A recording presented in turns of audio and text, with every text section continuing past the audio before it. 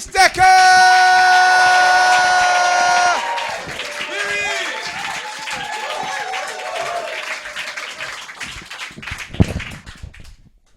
Pretty scary, actually. So it's a bit difficult, I'll be honest. When I woke up this morning, I had 10 minutes of material prepared for tonight, but so it's obviously only 5 minutes each, isn't it? So I am feeling a bit pressed for time.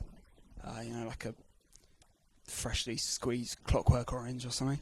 Well, you laugh, but I don't know if you've ever had Clockwork Orange juice before. It's absolutely delicious. What they do is they tape a man's eyes wide open like that, and they strap him to a chair, and they make him watch the juice being pressed.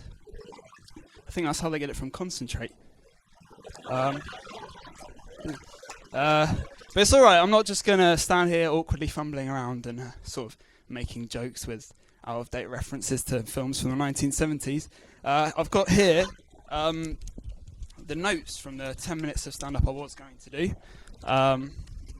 So I'll just sort of quickly read through that. If you just bear with me, I'll just sort of pick out some of the punchlines, some of the highlights.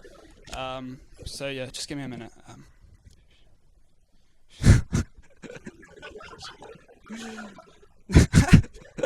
Oh, that's really good. It's a shame.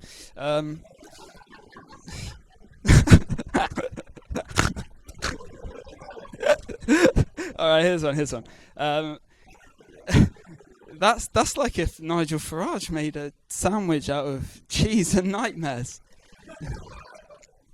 Yeah, I suppose you want the context, but to be honest, the setup to that joke is about 7 minutes long, and I just don't have the time for it. So I'll think something else. I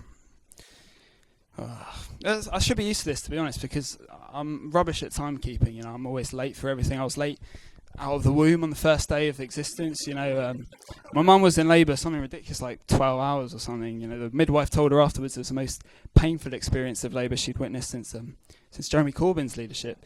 And if anyone around you has laughed at that does mean they're a Blairite. So you should take the number down so you can harass them on Twitter later.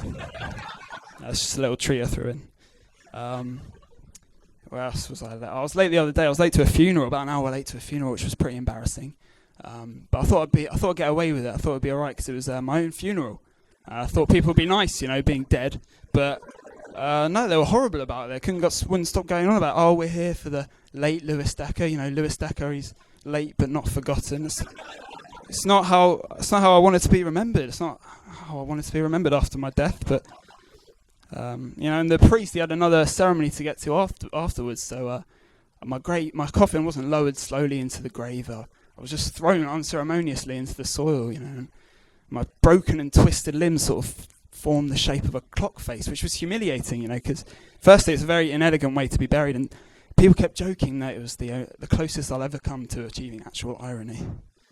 I was also gonna write some high quality jokes for tonight, but again, I just ran out of time, I guess. Literally, I ran physically out of linear time into the fourth dimension, where past, present, and future all exist simultaneously. You can access each individual moment in time as you please. So I actually have seen the end of this gig, and you might be surprised to know it's actually a great success. But yeah, I thought from the fourth dimension I could write some good jokes, but I ended up just going back a couple of weeks and watched Ed Balls do the Gangnam Style on Strictly Come Dance. I watched that like 20,000 times, and then I went to the future and I watched Adam Sandler's Death. I watched that about 70,000 times. It was brilliant. So I never actually got around to writing any jokes. I thought I'd just stand up here and talk absolute nonsense for 5 minutes, sort of just kill some time. But it turns out killing time is actually illegal in the fourth dimension, and it's punishable by death. So I was arrested by the time police, and I had to do time in time jail, which was just ridiculous. And then they executed me, and my execution was being dropped from a very great height onto a very sharp and very specific point in time.